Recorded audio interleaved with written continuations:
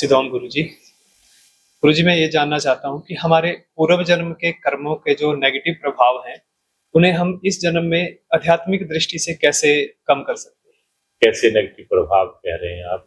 जी, कुछ ऐसे जैसे हमारे कुछ गलत कर्म हो जिनकी वजह से हमें इस जन्म में संघर्ष करना पड़ रहा हो। संघर्ष जैसे? संघर्ष हमारा दिनचर्या का, या अगर हम धर्म की तरफ जुड़ना चाहते हैं तो अधर्म की चीजें ज्यादा अपनी ओर खींचें, या हम लोग नेगेटिव पे ज्यादा ध्यान देते हैं, तो हम किस तरह से अपने दिमाग को पॉजिटिविटी में लेके जा सकते हैं? इसमें जो आध्यात्मिकता है, स्पिरिचुअलिटी है, उसमें क्या है सबसे बड़ी बात, हमें स्ट्रगल से नहीं घबराना है। आध्यात्मिक मनुष्य कैसा होता है, वो एक सिंह फिर भी दूसरे जानवरों को खाता है। सिंह का भी जो लेटेस्ट, जो किसी को नुकसान ना करे लेकिन सिंह से भी ज्यादा दहाड़ता हो, वो आध्यात्मिक पुरुष होता है।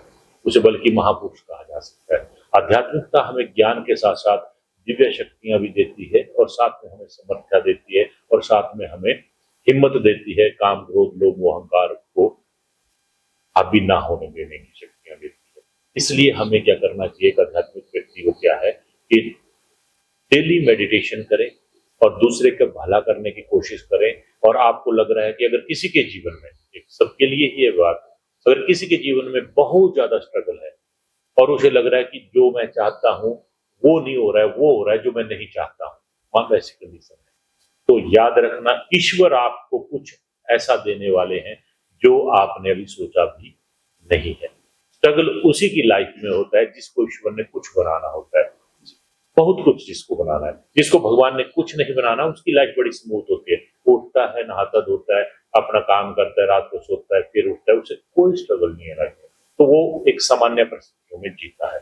अगर किसी को अपने जीवन में एक्स्ट्रा ऑर्डिनरी बनना है, भरसक चीजों को हासिल करना है, वो चाहे आध्यात्मिक शक्तियां हो, चाहे फिजिकल कोई संसारिक चीजें हैं, धन है, संपत्ति है, कोई भी चीज है, तो वो तब उसे प्राप्त होती है जब भगवान उसका कठोर परिश्रम करवाता है उससे, और कठोरता के साथ उसे ईश्वर डील करता है।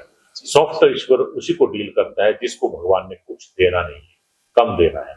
इसलिए इसे नेगेटिव ना सोच के इसमें भी पॉजिटिवनेस लानी है। जो आप सोच रहे हैं कि वो नेगेटिव है, नेगेटिव नहीं, वो पॉजिटिव है। अगर वैसा नहीं होगा तो आप अगला आयाम सोचेंगे ही नहीं।